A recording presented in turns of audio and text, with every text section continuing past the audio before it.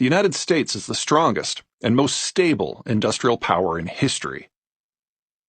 Industrializing isn't cheap or easy.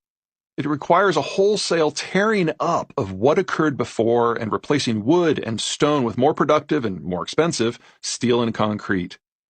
Replacing old one-at-a-time craftsmen laboring under lantern light with assembly lines, electricity, forged steel, and interchangeable parts.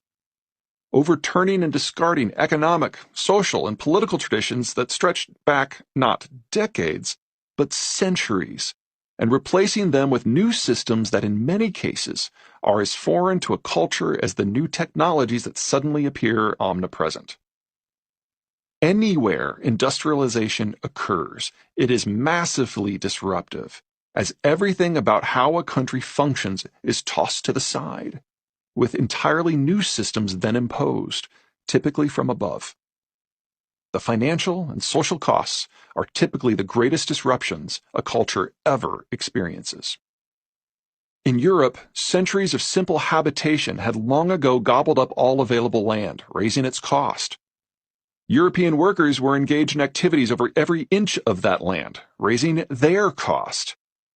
Any changes to the system demanded capital in large volume, raising its cost.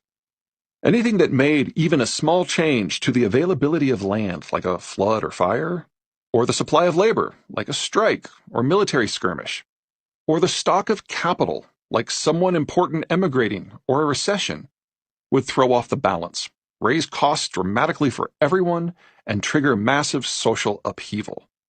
Ergo, European history, for most of the pre-industrial era, has the feeling of a world living on a knife edge. And then the arrival of industrial technologies to this world tore the delicate balance apart at every level. The result was an avalanche of social upheaval, revolutions, riots, political collapses, and wars, even as the countries of the continent competed to apply the new technologies to their systems, and in doing so transform themselves into massive industrial powers. The British experience led to product dumping, global in scale, that brought the British Empire into sharp military conflict with every major power. Russia's industrialization in the early 20th century broke both the landlord and the serf classes simultaneously, while failing to replace them with anything better. The resulting turmoil led directly to the mass oppressions of the Soviet Union, which generated its own flavor of not anything better. Germany's breakneck industrialization transformed the power of the country's military princes and gave rise to an industrial oligarchic class while shattering the middle class, generating a series of revolutions and civil wars that set the stage for the world wars. Japan's early industrialization efforts created a schism between the rising industrial nationalists and the old feudal landlords, resulting in the eradication of the samurai class and the radicalization of the political system, taking Japan straight as an arrow to the oppression of Korea and China and the bombing of Pearl Harbor. China's process centralized power so firmly in so few hands that it unleashed the bleak horrors of the Great Leap Forward and the Cultural Revolution. No country that has ever industrialized has ever managed the process without crippling social and political mayhem. Industrialization is necessary and unavoidable, but it is hard, unless you're American. Understanding the why of that begins with the understanding that the United States truly is a land of plenty. The Americans were only starting to hit their stride when the industrial wave crashed upon American shores at the end of the 1800s.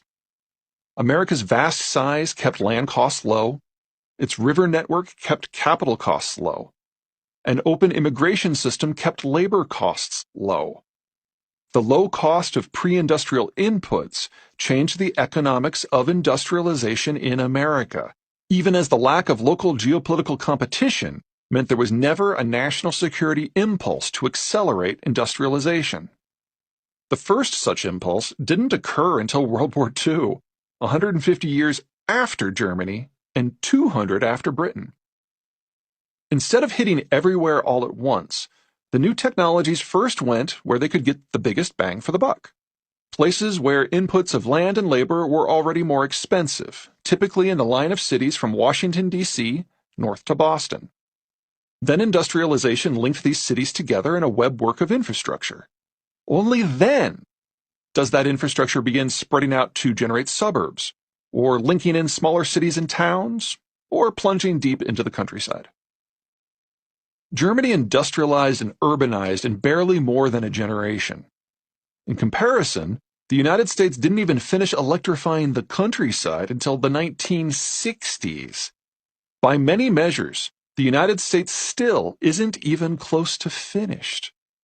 If one eliminates lands unsuitable for habitation like mountains, tundra, and deserts, the United States remains among the least densely populated countries even today. Of those in a similar population density category, most have recently hollowed out post-Soviet republics, and so kind of cheated. Or, like the United States, are also part of the New World: Canada, Argentina, and Australia.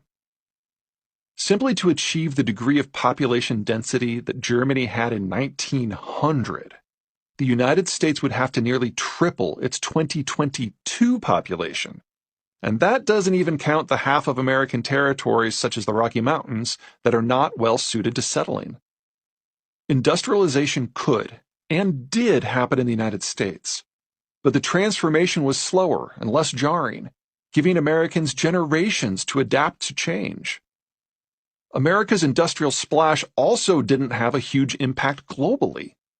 Unique among the major powers, the American population was both expanding and wealthy. Industrial output, particularly in the Northeast and the Steel Belt, could easily be absorbed by America's own population. There was no need to export to maintain local balances, and so no need for the economic